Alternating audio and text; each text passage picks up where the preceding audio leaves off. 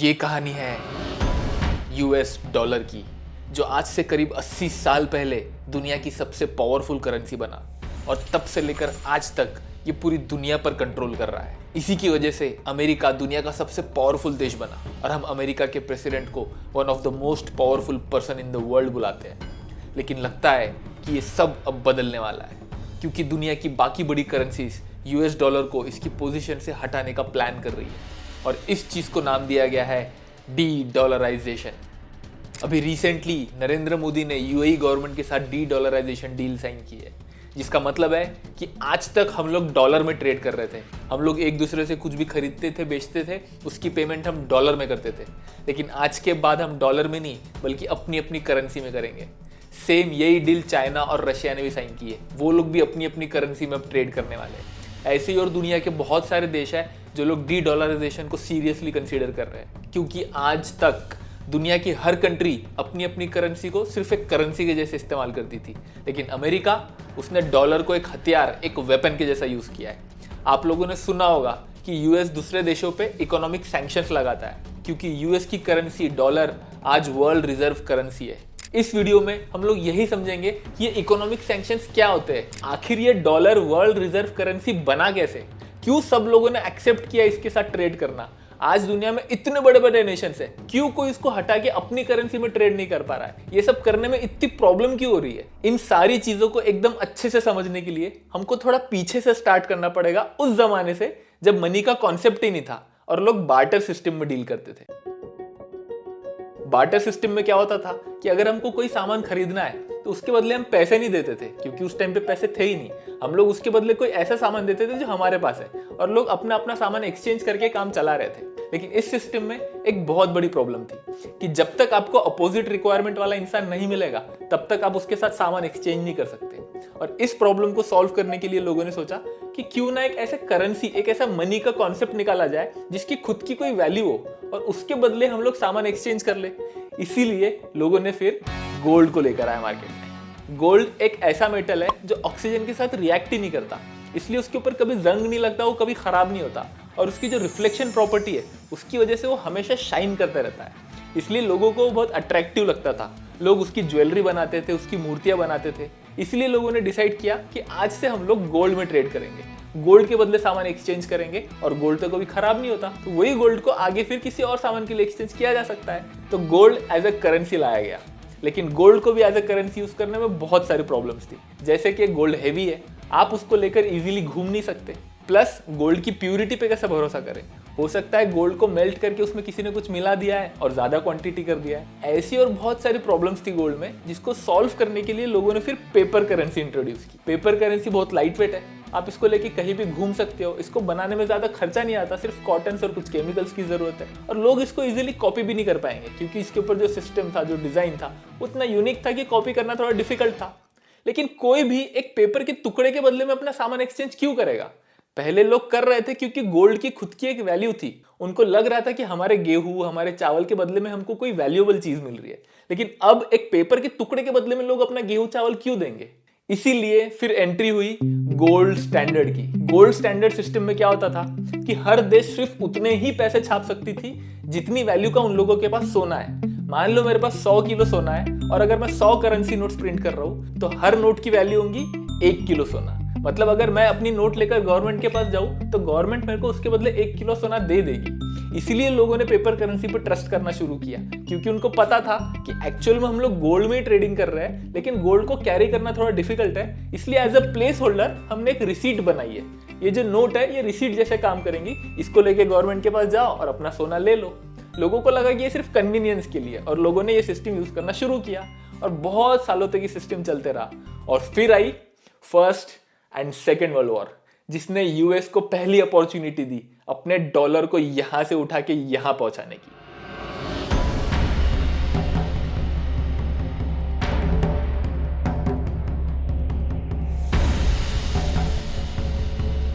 First and second world Wars आज तक की वर्ल्ड हिस्ट्री की दो सबसे बड़ी वॉर्स हैं। इन वॉर्स में दुनिया के सारे बड़े नेशंस इन्वॉल्व थे, UK, France, Germany, Russia, Poland, सब। और अगर आप गौर से वर्ल्ड मैप को देखो तो ये सारे नेशन यहाँ पर लोकेटेड है। मतलब ये जो वॉर्स लड़ी जा रही थी वो इस जमीन पे लड़ी जा रही थी, इस लैंडमास पे। और इन सबसे बहुत दूर 7 समंदर पार अमेरिका यहाँ पे लोकेटेड है। मतलब अमेरिका की सरजमी पे कोई ज्यादा इफेक्ट था ही नहीं वॉर का। जहाँ पे इन सारी कंट्रीज की economy, factories, infrastructure, production, roads, गाड़ियां सब बर्बाद हो रही थी, वहां पे अमेरिका की फैक्ट्रीज, लैंडमास, सब कुछ एकदम सेफ था। इन कंट्रीज की इकोनॉमी, लैंड, फैक्ट्रीज ये सब डिस्ट्रॉय होने की वजह से इनके पास बेसिक कमोडिटीज भी नहीं थी, जैसे कि पेपर, कॉटन, मशीनरीज, वॉर लड़ने के लिए हथियार। और यूएस ने बोला कि टेंशन मत लो, ये सब हम सप्लाई करेंगे। और यूएस ने दुनिया की 2 सबसे बड़ी वॉर्स में सप्लाई मर्चेंट का काम किया। And as a result, the total value of US exports grew from just 2.4 billion US dollars to 6.2 billion US dollars in just 4 years during that period. US ने इन सारी कंट्रीज को सारी basic commodities से लेकर हथियार तक सब कुछ सप्लाई किया और इन सारी चीजों की पेमेंट हो रही थी गोल्ड में। एंड एज ए रिजल्ट जब तक वर्ल्ड वॉर्स खत्म हुए तब तक पूरी दुनिया का जितना भी गोल्ड है उसका 75% गोल्ड अमेरिका के पास जमा हो गया था। अब 1945 में वर्ल्ड वॉर्स तो खत्म हो गए थे, लेकिन डू यू रिमेंबर कि गोल्ड स्टैंडर्ड के हिसाब से कोई भी कंट्री उतना ही पैसा छाप सकती थी जितनी वैल्यू का उन लोगों के पास सोना है।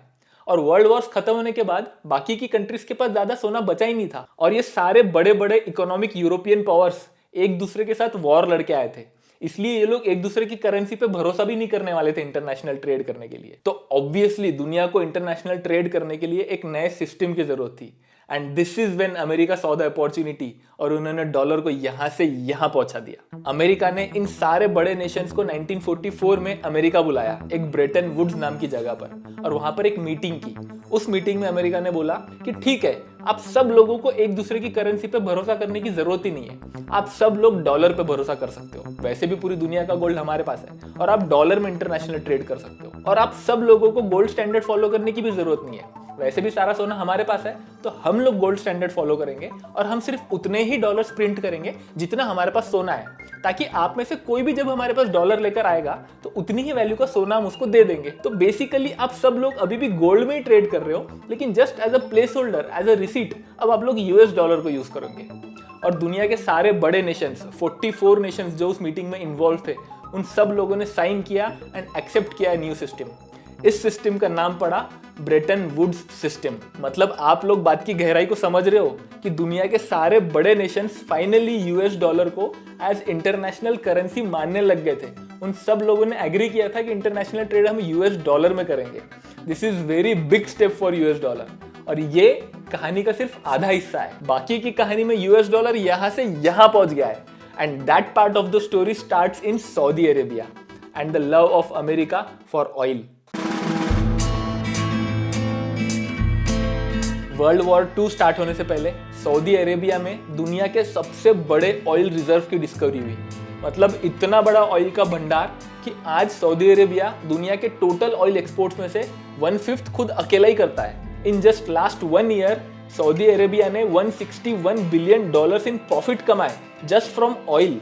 पर उस टाइम पे सऊदी अरेबिया इतना अमीर नहीं था, ना ही उन लोगों के पास इतनी टेक्नोलॉजी थी कि वो लोग ऑयल को एक्सट्रैक्ट कर सके, और ना ही उनके पास इतनी स्ट्रॉन्ग मिलिट्री थी कि वो खुद को प्रोटेक्ट कर सके। सऊदी अरेबिया वर्ल्ड वॉर से बहुत दूर था, लेकिन फिर भी इटली ने सऊदी अरेबिया पे बॉम्ब्स डाले to target the American facilities on Saudi land. और इस चीज से सऊदी अरेबिया घबरा गया। उनको लगा कि फ्यूचर में हम पे ऐसे अटैक्स और हो सकते हैं, इसलिए they were in the desperate need of someone's protection.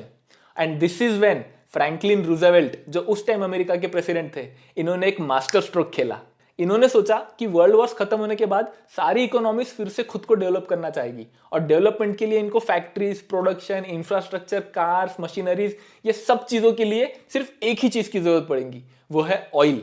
और सऊदी अरब में जो ऑयल का रिजर्व मिला था वो दुनिया का सबसे बड़ा ऑयल रिजर्व था। इसलिए अमेरिका के प्रेसिडेंट पहुंच गए सऊदी अरब के किंग से मिलने।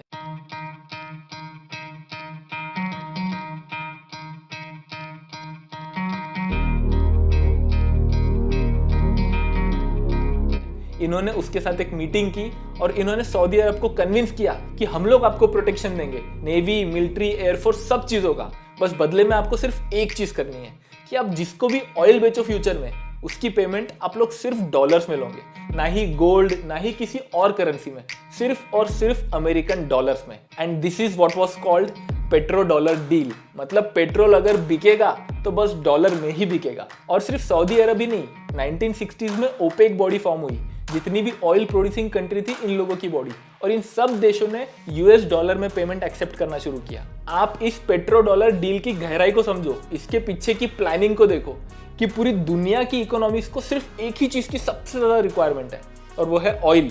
और अगर ऑयल बिकेगा तो सिर्फ डॉलर में ही बिकेगा।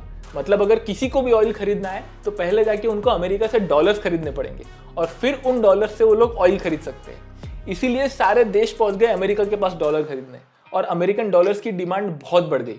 And this is when American dollar पहुंच गया यहाँ से यहाँ। हर कंट्री को सिर्फ अमेरिकन डॉलर ही चाहिए थे ऑयल खरीदने के लिए। लेकिन रिमेंबर, ब्रेटन वुड्स सिस्टम में अमेरिका ने बोला था कि हम लोग सिर्फ उतने ही डॉलर्स प्रिंट करेंगे जितनी वैल्यू का हमारे पास सोना है, ताकि हम आप सब लोगों को आपके डॉलर के बदले गोल्ड एक्सचेंज करके दे सके। लेकिन इस पॉइंट पर अमेरिका ने डिसाइड किया कि नहीं, अब हम लोग डॉलर के बदले गोल्ड एक्सचेंज करने का सिस्टम कंटिन्यू नहीं कर सकते। And this is the famous speech of then US president जिन्होंने ये चीज अनाउंस की थी। I have directed Secretary Connally to suspend temporarily the convertibility of the dollar into gold or other reserve assets, except in amounts and conditions determined to be in the interest of monetary stability and in the best interest of the United States. अब Bretton Woods system तो collapse हो चुका था, और हर country के पास अब option था कि वो जिसमें चाहे उसमें ट्रेड कर सकते हैं। उनको डॉलर में ट्रेड करने का कोई कंपल्शन नहीं था। लेकिन आप सोच के देखो, इस पॉइंट पे बाकी कंट्रीज के पास क्या ऑप्शंस थे। दुनिया में जो सबसे ज्यादा खरीदी जाने वाली चीज है ऑयल, वो तो डॉलर में मिल रहा है, तो उसको तो डॉलर में ही खरीदना पड़ेगा। प्लस क्या कोई इकोनॉमी इतनी बड़ी, इतनी स्ट्रांग थी कि वो अपने करेंसी को स्टेबल रख सके, उसकी वैल्यू डिप्रिशिएट ना हो रेगुलरली, लोग उस पर ट्रस्ट कर सके। वर्ल्ड वॉर के बाद बाकी सारी इकोनॉमीज बर्बाद हो चुकी थी, सिर्फ यूएस ही थी जिसके ऊपर ये गारंटी ली जा सकती थी। इसलिए लोगों ने यूएस डॉलर को ही यूज करना कंटिन्यू किया।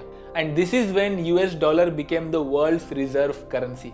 और इस चीज को America as a weapon use करता है to sanction any other country. Sanction is basically a punishment जो एक कंट्री दूसरी कंट्री को देती है उसकी बात ना मानने के लिए। फॉर एग्जाम्पल, अमेरिका ने अभी रिसेंटली रशिया यूक्रेन वॉर के बाद रशिया पे इकोनॉमिक सैंक्शंस लगाए, जिसका मतलब ये है कि रशिया के पास जितने भी यूएस डॉलर्स के रिजर्व है वो अब उनको यूज नहीं कर पाएगा, वो फ्रीज हो चुके हैं बैंक्स में। और दुनिया का 90% ऑफ द इंटरनेशनल ट्रेड आज भी डॉलर्स में ही होता है। अगर आप डॉलर नहीं यूज कर पा रहे हो तो आप किसी भी देश से इंपोर्ट एक्सपोर्ट कैसे करोगे? सोच के देखो, ये कितनी बड़ी प्रॉब्लम है किसी भी इकोनॉमी के लिए। और इसीलिए आज दुनिया के दूसरे बड़े नेशंस डी डॉलराइजेशन की बात कर रहे हैं। मतलब हम लोग जो ट्रेड में या ऑयल खरीदने में डॉलर का यूज करते हैं, अब हम वो डॉलर की जगह अपनी अपनी करेंसी में करेंगे, ताकि डॉलर की डिमांड कम हो और डॉलर की पावर कम हो। लेकिन क्या ये इतना ईजी है?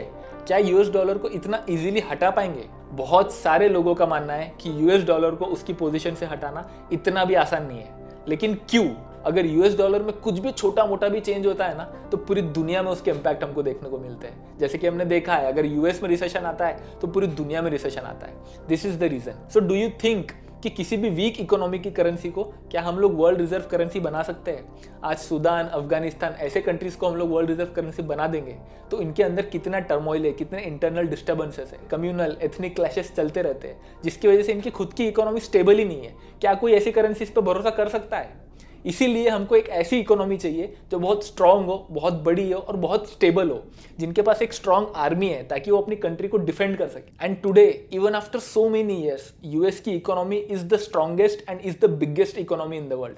यूएस की इकोनॉमी को सबसे स्टेबल भी माना जाता है। यूएस की army is also the most powerful army in the world. So is dedollarization really possible in the near future? We can't say, क्योंकि चाइना, रशिया, इंडिया ये भी आज इतनी तेजी से ग्रो कर रहे हैं। इनकी आर्मीज भी आज दुनिया की वन ऑफ द बिगेस्ट आर्मीज है। बहुत लोगों का तो ये भी मानना है कि अगर समहाउ हम लोग ऑयल से पूरी तरह मूव कर जाए, मतलब हम लोग सोलर एनर्जी या इलेक्ट्रिक एनर्जी पे मूव कर जाए, ऑयल की डिपेंडेंसी खत्म हो जाए, तो अपने आप डॉलर का ये जो वर्ल्ड रिजर्व करेंसी का स्टेटस है वो हट जाएगा। लोगों को डॉलर की जरूरत ही नहीं रहेगी, तो अपने आप उसका पावर कम हो जाएगा। And this is also possible. और ये खुद सऊदी अरब, यूएई जैसे ऑयल प्रोड्यूसिंग नेशंस ये लोग खुद रियलाइज कर रहे हैं। इन लोगों ने अब ऑयल के अलावा दूसरी चीजों पे भी ध्यान देना शुरू किया है, जैसे कि टूरिज्म, इंडस्ट्रीज, इनोवेशन। दुबई आज इतना बड़ा टूरिस्ट हब बन गया है, वहां का मेजर सोर्स ऑफ इनकम अब टूरिज्म से भी आता है, क्योंकि इन लोगों ने रियलाइज किया है कि एक ना एक दिन ऑयल से शिफ्ट होगा वर्ल्ड, उस टाइम पे हम लोग पैसे कैसे कमाएंगे, उस चीज की तैयारी अभी से करनी पड़ेगी। और इसी के साथ कॉन्ग्रेचुलेशंस, आपने इस वीडियो को यहां तक देख के अपने 38 घंटों का टाइम बचाया है। ऑलमोस्ट इतना ही टाइम आपको लगता ये पूरी इन्फॉर्मेशन को पढ़ के खुद समझने में। और ऐसे ही इन्फॉर्मेटिव वीडियोस को अपनी फीड में देखते रहने के लिए subscribe to this YouTube channel. और मैं मिलता हूँ आपसे नेक्स्ट मंडे 8:30 PM एक नए वीडियो के साथ। और तब तक के लिए बाय बाय।